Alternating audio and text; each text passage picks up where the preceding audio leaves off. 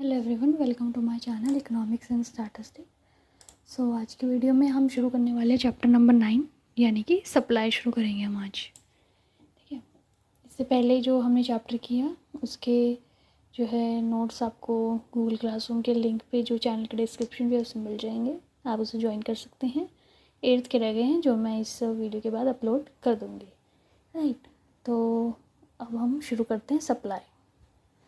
Supply मतलब क्या होता है, जैसे डिमांड का मतलब क्या होता है कि हम कितना मांग रहे हैं, मतलब कितना हम चाहते हैं। और सप्लाई को हम मान सकते हैं ये भी एक प्राइस और क्वांटिटी का ही रिलेशन है, पर सप्लाई में क्या है, जो प्रोड्यूसर चाहता है। ठीक है, supply is a desired quantity है। ये बताती है विलिंगनेस कि कितना फर्म बेचना चाहती है। ठीक है, कितना फर्म बेचना चाहती है वो क्या बताती है, सप्लाई किसी भी कमोडिटी की, उसमें पूरा स्टॉक नहीं आता कि कितना कमोडिटी का जो स्टॉक है पूरा का पूरा वो नहीं आता। यानी कि ये सिर्फ एक फर्म का बताती है कि एक फर्म कितना बेचना चाहती है। जैसे कि सप्लाई ऑफ टीवी, अगर हम सैमसंग का टीवी बात करें सप्लाई की, तो ये टोटल के कितने टीवी उसके पास है ये नहीं बताएगी। इट इज़ क्वांटिटी, मतलब ये सिर्फ क्वांटिटी बता रहा है जो सैमसंग चाहता है मार्केट में बेचना। ठीक है, उसके पास कितना है वो नहीं बता रहा, वो बस मार्केट में इतना बेचना चाह रहा है। ठीक है, फिर आता है supply is always expressed with reference to price. हमेशा प्राइस के रेफरेंस में ही सप्लाई को बताया जाता है। जैसे कि डिमांड है, यानी कि अगर प्राइस बढ़ता है तो हमारा डिमांड क्या हो जाता है, कम हो जाता है। और प्राइस अगर कम होता है तो हम ज़्यादा डिमांड करते हैं कि भैया ले लेते हैं, बाद में काम आएगा। ठीक है, जैसे कि डिमांड में होता है वैसे ही सप्लाई में होता है। सप्लाई हमेशा एक टाइम पीरियड के रिस्पेक्ट में होती है। किस टाइम पीरियड में, मतलब कि जैसे इस महीने सैमसंग कंपनी इतने टीवी बेचना चाह रही है, इतनी की सप्लाई करना चाह रही है, तो टाइम पीरियड होता है, बिना टाइम पीरियड के नहीं होता ये। अब इसकी डेफिनेशन क्या है, एक्चुअली हमने बोला कि ये सप्लाई ये होता है वो होता है, अब इसकी डेफिनेशन क्या है। सप्लाई का मतलब है कि कितनी क्वांटिटी ऑफ कमोडिटी एक फर्म बेचना चाहती है एंड एबल टू ऑफर, मतलब कि सेल भी देना चाहती है उस प्राइस पे, उस पीरियड ऑफ टाइम पे। तो ये 4 चीज़ें आ गई इसमें सप्लाई के अंडर। सप्लाई की डेफिनेशन में 4 चीज़ें हैं। पहला कि वो चाहती है कि नहीं चाहती। दूसरा कि कितना सेल करना चाह रही है मार्केट में, क्वांटिटी है एक। और तीसरा कि ये प्राइस के रिस्पेक्ट में उस प्राइस पे बेचना चाहती है। चौथा कि उस पीरियड में बेचना चाहती है। तो 3-4 चीज़ें हमारी आ जाती हैं। तो हमारी जो है 4 एसेंशियल एलिमेंट्स निकल के आते हैं इसमें, क्वांटिटी, विलिंगनेस, प्राइस और पीरियड। ठीक है,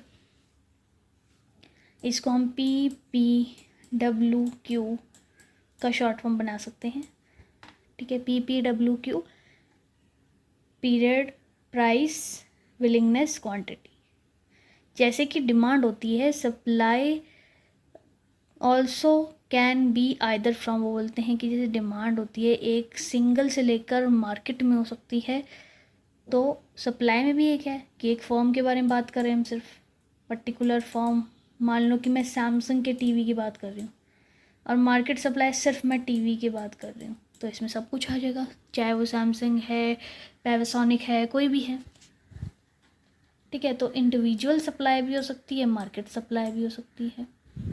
इंडिविजुअल सप्लाई का मतलब है कि एक इंडिविजुअल फर्म कितना जो है बेचना चाहती है उस गिवन प्राइस पे at particular point of time या पीरियड ऑफ टाइम। और मार्केट सप्लाई में आ जाती है ऑल द फर्म्स, कि सारी फर्म कितना सेल करना चाहती है, कितना सप्लाई करना चाहती है उस प्राइस पे और उस पीरियड ऑफ टाइम में।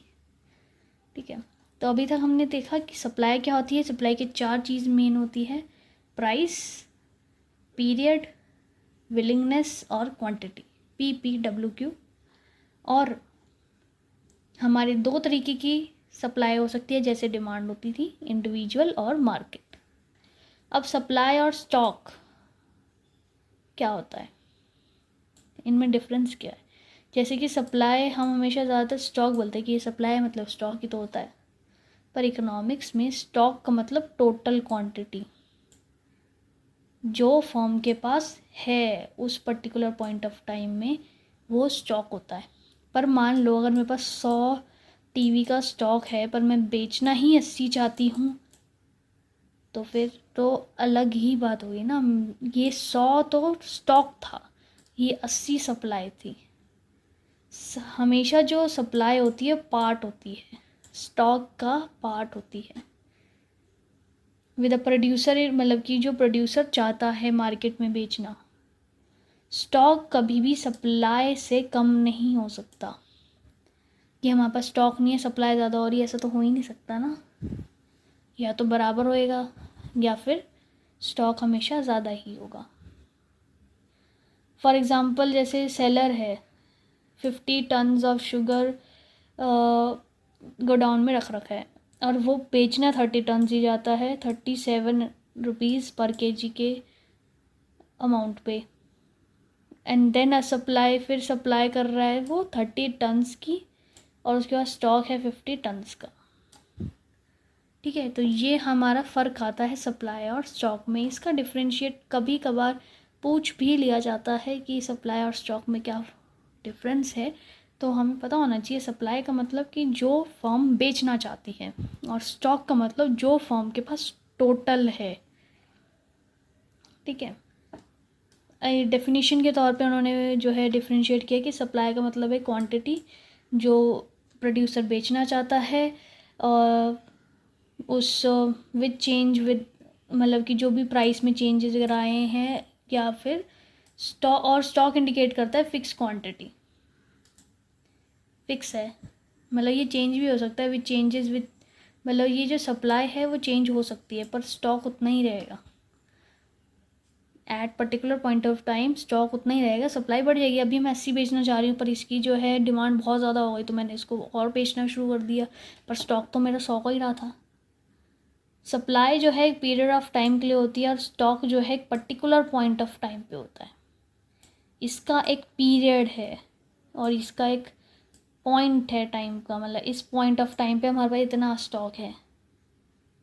जैसे कि अभी तक हमारा इतना स्टॉक है और ये हो सकता है कि इस टाइम पीरियड में हमें इतना बेचना है, 1 महीने में इतना बेचना है। और स्टॉक तो रेगुलर होता है कि आज कितना स्टॉक है। ठीक है, हम इसका तो एजम्पशन नहीं लगा सकते। तो इसीलिए सप्लाई और स्टॉक अलग अलग चीज़ें होती हैं। अब कैसे किन किन चीज़ के बेसिस पे हम सप्लाई को डिटरमाइन करते हैं, इंडिविजुअल सप्लाई में बात करें भी हम। बहुत सारे फैक्टर्स है जिसकी वजह से हमें सप्लाई पता चलती है कमोडिटी की। चेंज, किसी भी एक फैक्टर में चेंज आता है तो सप्लाई में चेंज आ जाएगा। तो कुछ फैक्टर्स क्या है, प्राइस, सीधी सी बात है। ये बहुत ज़्यादा इम्पॉर्टेंट, जैसे कि डिमांड में होता था वैसे ही ये भी इम्पॉर्टेंट है। प्राइस बढ़ेगा तो सप्लाई भी बढ़ जाएगी क्योंकि प्रॉफिट ज़्यादा होगा इस केस में। प्राइस कम होगा, सप्लाई भी कम हो जाएगी। ये डायरेक्टली रिलेटेड, डिमांड हमारा इनडायरेक्टली रिलेटेड था, सप्लाई हमारा डायरेक्टली रिलेटेड है। क्योंकि प्राइस बढ़ रहा है यानी कि हम ज़्यादा अमाउंट में बेच रहे हैं तो उस टाइम पीरियड में हमें प्रॉफिट अच्छा होएगा तो हम सप्लाई और करना चाहेंगे। और अगर प्राइस कम है तो हमें प्रॉफिट नहीं हो रहा है इतना, तो हम सप्लाई कम करना चाहेंगे। अब द फॉलोइंग मतलब नीचे जो डिटर्मिनेंट है ये अदर फैक्टर्स कहलाते हैं, या फैक्टर अदर देन प्राइस। जैसे डिमांड में था, हमने एक प्राइस है और दूसरा फैक्टर अदर देन प्राइस, तो इसमें भी यही है। पहला तो प्राइस के बारे में पढ़ा, अब उसके अलावा क्या है, उसके अलावा क्या है, किसी और कमोडिटी के प्राइस में चेंज आना। ठीक है, जैसे कि अगर मैं राइस के बारे में बात कर रही हूँ, ठीक है। अब अगर मैं राइस के बारे में बात कर रही हूँ तो प्राइस जो है वो राइस का बढ़ गया, ठीक है। तो जो फार्मर है अब क्या कल्टीवेट करेगा, राइस कल्टीवेट करेगा। अगर वो वीट कल्टीवेट कर रहा था तो अब वो राइस कल्टीवेट करेगा, ठीक है। तो इसी तरीके से हमारा चेंज आ जाएगा। अगर प्राइस किसी भी कमोडिटी का बढ़ता है तो हम उस पर शिफ्ट हो जो सप्लायर है तो उस पर शिफ्ट हो जाता है। ज़्यादातर ये एग्रीकल्चर फॉर्म्स वगैरह में होता है। आज के टाइम पे अगर हम बात करें सबसे ज़्यादा डिमांड हमारा मोबाइल फ़ोन्स और इलेक्ट्रॉनिक डिवाइसेस की है, ठीक है। न्यू न्यू आइटम्स, नई नई चीज़ें, जैसे कैंडल्स में और रेजन आर्टिस्ट, क्रोशेट, इतने सारे अलग अलग आर्टिस्ट वगैरह, उनकी डिमांड भी काफ़ी सारी है। तो इन डिमांड के होने की वजह से अब लोग उस पर ज़्यादा फोकस कर रहे हैं। तो आने वाले टाइम पे इन सब पे फोकस हो सकता है। तो अब जो लोग हैं इस पे शिफ्ट हो रहे हैं, ठीक है। तो इसीलिए किसी के भी प्राइस के बढ़ने की वजह से हमारा सप्लाई भी उधर शिफ्ट हो जाता है, क्योंकि उसमें प्रॉफिट ज़्यादा मिलेगा। Price of factors of production और इनपुट, मतलब कि जो हम इनपुट वगैरह का प्राइस, मतलब इनपुट जैसे कि अगर मैं ब्रेड बनाती हूँ, ब्रेड में मुझे मैदा चाहिए, ठीक है। तो उस टाइम पीरियड में अगर मैदा जो है महंगी हो गई, उसका प्राइस बढ़ गया, तो मेरा प्रोडक्शन कम हो जाएगा, क्योंकि मेरे को लॉस होएगा उस टाइम पे। और अगर मैदा का प्राइस कम हो गया तो मेरा ब्रेड का सप्लाई बढ़ जाएगा, क्योंकि मेरे को प्रॉफिट होएगा उस टाइम पे, ठीक है। सेम प्राइस में मैदा का प्राइस कम हो गया, मतलब मान लो मैं 10 रुपये की ब्रेड बेचती थी, पर अब मैदा का प्राइस मुझे कम पड़ रहा है, तो वही ब्रेड मुझे अब 2 रुपये के बजाय 3 रुपये का प्रॉफिट दे रही है, ठीक है। तो इस केस में हम सप्लाई बढ़ा देंगे।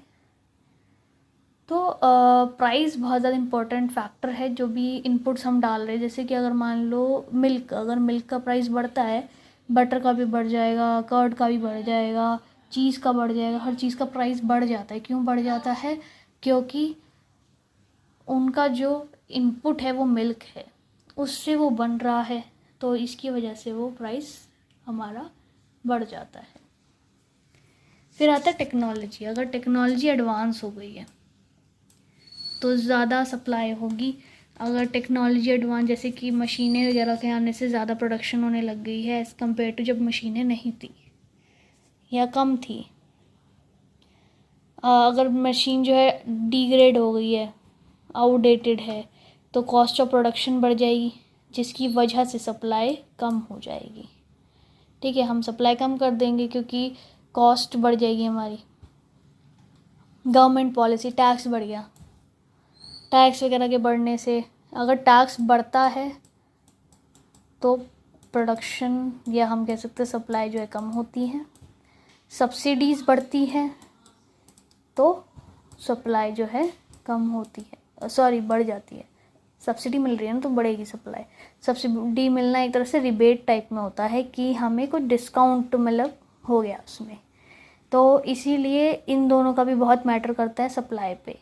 अगर कोई बिज़नेस आप कर रहे हो तो आपको भी पता चल जाएगा इस चीज़ को कि जब हमें टैक्स पे करना होता है तब क्या होता है कि कॉस्ट ऑफ प्रोडक्शन बढ़ जाती है, जिसकी वजह से हम सप्लाई कम करने लग जाते हैं, ताकि हम अपनी कॉस्ट को मिनिमाइज़ करते जा सकें। हमें कहीं से हटा के कहीं पर डाल रहे तो कहीं हटाना भी पड़ेगा। और ऐसे ही अगर जो हमारी सब्सिडी बढ़ती है तो हमारे पास पैसा, हम आराम से सही से मेंटेन कर सकते हैं मनी को, तो हम और सप्लाई करने लग जाते हैं। फिर आता है गोल ऑब्जेक्टिव। गोल क्या है, ऑब्जेक्टिव क्या है फर्म का। जैसे सप्लाई जो है किसी भी कमोडिटी की वो बढ़ती है अगर उसका प्राइस ज़्यादा होता है, क्योंकि उससे प्रॉफिट मिल रहा है। पर जैसे जैसे ट्रेंड चेंज होता जाता है तो वो कुछ और भी चीज़ें बनाने लग जाती है, वो और भी चीज़ें सप्लाई करने लग जाते हैं और सप्लाई करने लग जाते हैं उसी प्राइस पे, जिसकी वजह से प्रॉफिट तो आता नहीं उनको। तो ऑब्जेक्टिव भी मैटर करता है। उनका बस मेन मतलब कि बस वो बेच रहे हैं, उनका मोटो है सेल्स हो, ताकि उनका नाम बने। वो उनका मोटो है सेल्स होनी चाहिए। कोई बात नहीं, प्रॉफिट कम भी हो रहा है पर सेल्स होनी चाहिए, ठीक है, तो मोटो भी मैटर करता है। फिर आता है ये चेंज इन क्वांटिटी सप्लाइड और change in supply. Change in quantity supplied यानी कि जब जैसे कि सप्लाई अगर बढ़ रही है, अगर अपने प्राइस की वजह से, तो हम कहते हैं चेंज इन क्वांटिटी सप्लाइड। पर अगर चेंज इन सप्लाई बढ़ रही है because of other factors other than price, तो हम कहते हैं कि चेंज इन सप्लाई हो रहा है। बस ये हमारा सीधा सा इसका डिफरेंस है मेन। ठीक है, तो यहाँ तक हमने पढ़ा कि सप्लाई क्या होता है, डिटर्मिनेंट्स क्या है सप्लाई के।